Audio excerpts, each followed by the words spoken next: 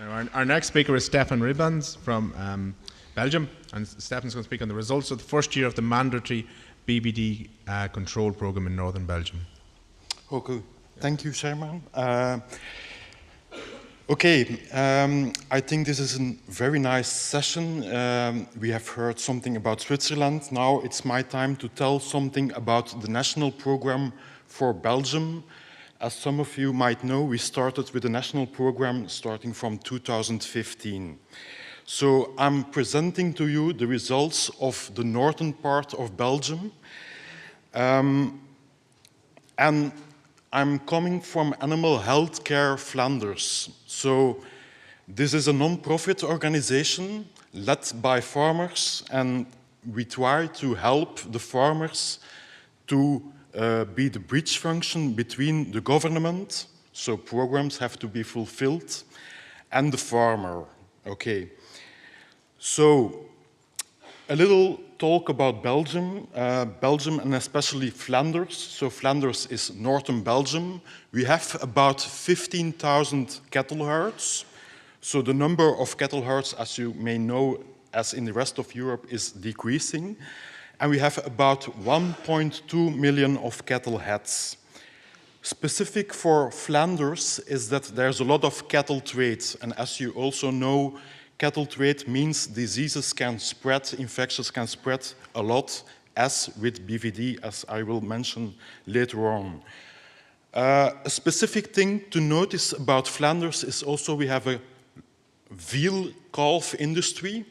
And as I'm talking about BVD today, the veal calf industry also has to participate into BVD control, but that is not the subject on today, but it's quite specific to know, as of BVD, you may know, has a negative effect on the production and also on antibiotic use. So that was one of the main motivators that the veal industry has to include into the BVD program.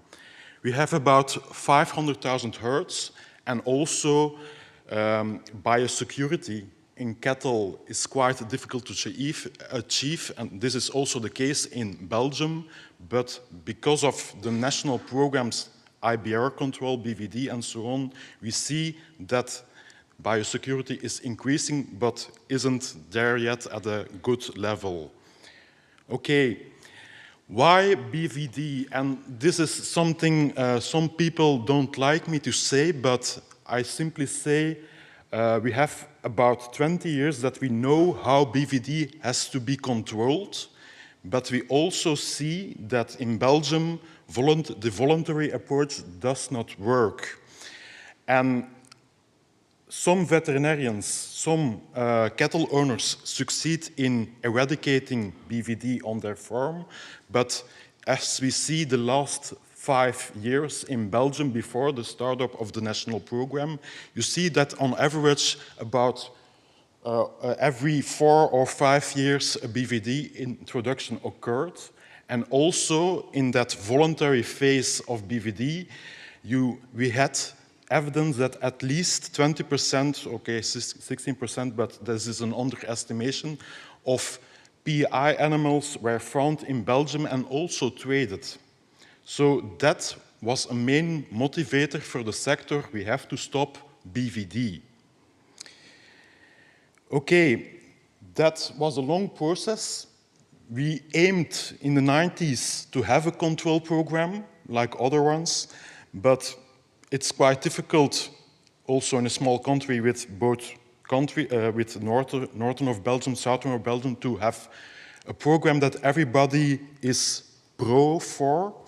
And this program has been developed by the farmers themselves. So in Belgium, it is the AGROFRONT, which is the farmer unions, that have decided, okay, we will start with BVD.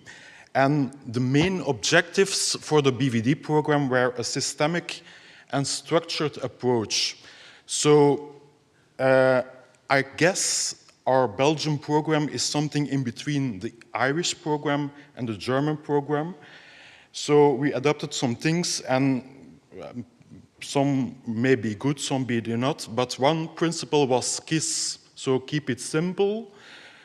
that farmers are motivated to help eradicating the virus. So the aim, eradication of the virus, preferred methods like Ireland, like some people in Scotland, Switzerland, was the EARNOTCHING with primo-tagging.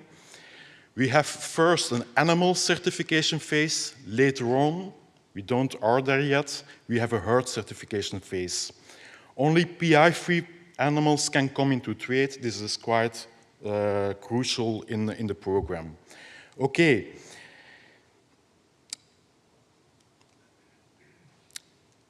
We learned that communication is quite crucial. So therefore, a lot of meetings were done.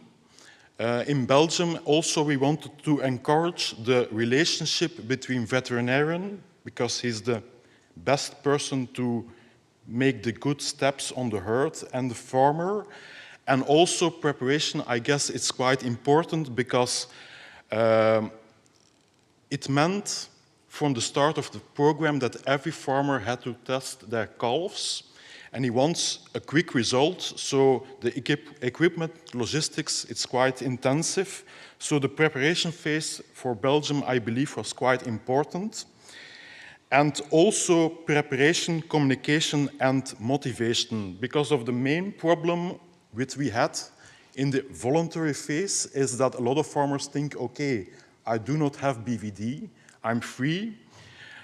It's quite typical, 50% of the animals don't have symptoms, so it's difficult to convince farmers and veterinarians.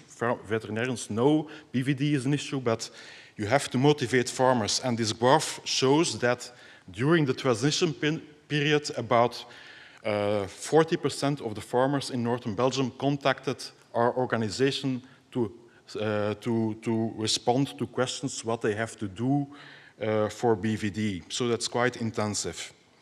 Okay, what is the basic program? Is simply all calves have to be tested within 7 days after birth. If they're negative, they are free for life, PI free for life. The mother is also free by descendants.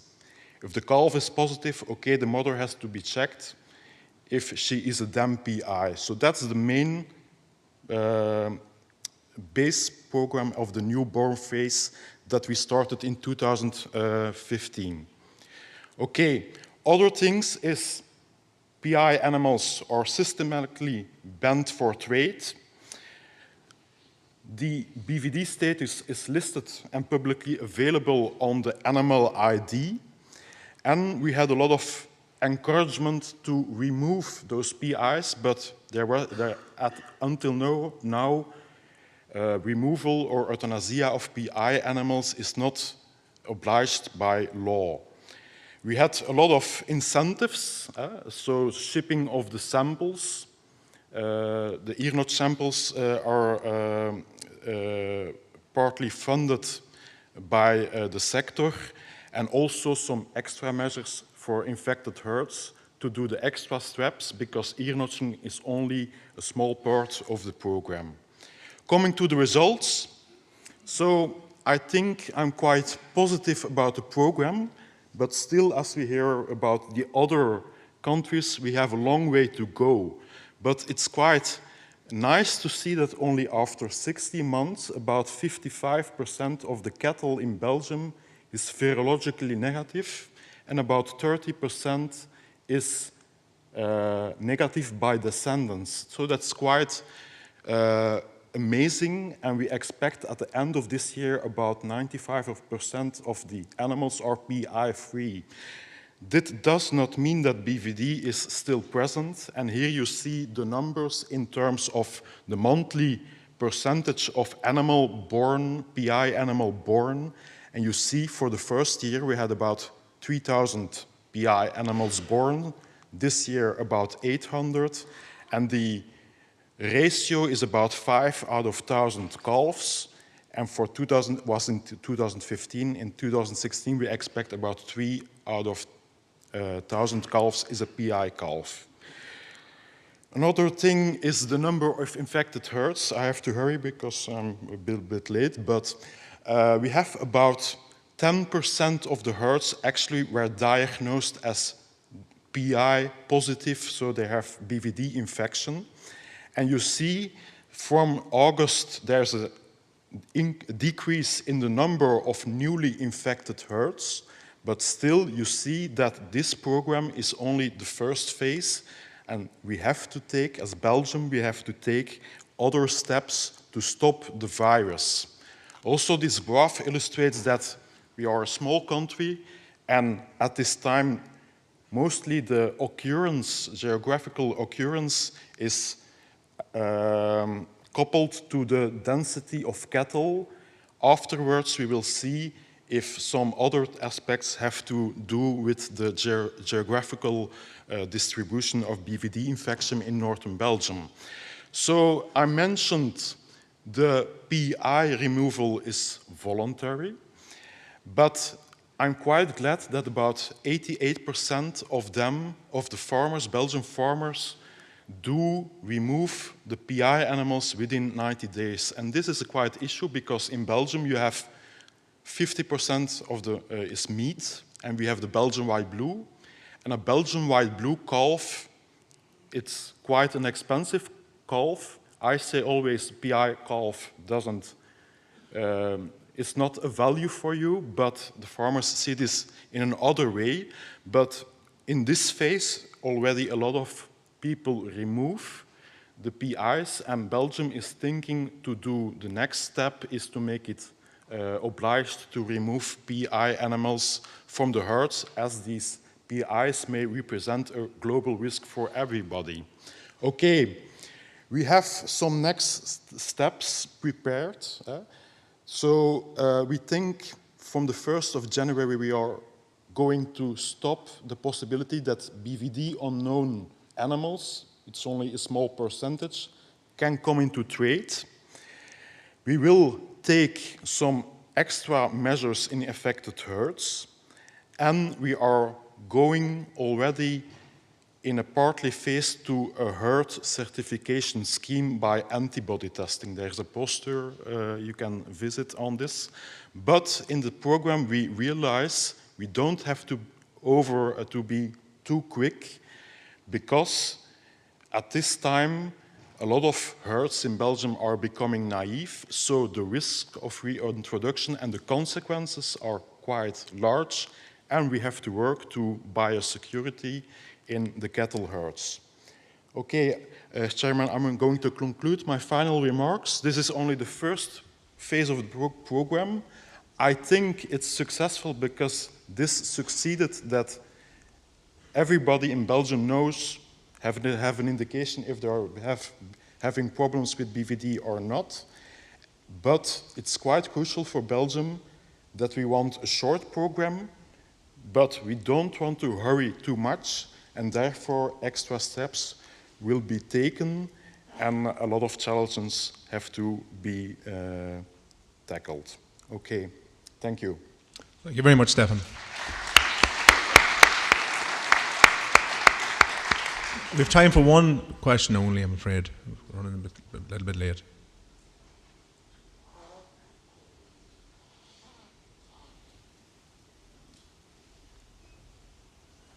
Question up here at the front.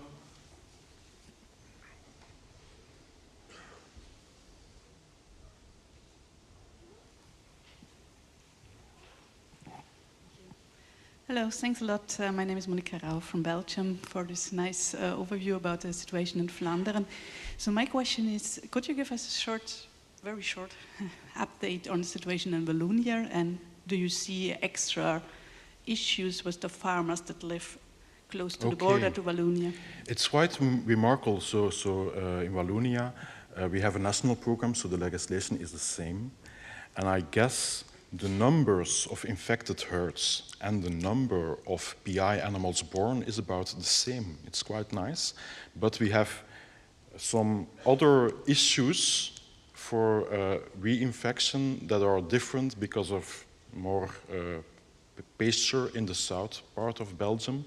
You also have some quite difficulties, I think, and it is quite logical. In the southern part of Belgium, there are a lot of Belgian white blues. So it's more difficult for the animal health organization to motivate that PI animals have to be culled. So that's but in general, the incidence and so on is quite similar for the total of Belgium. So you don't see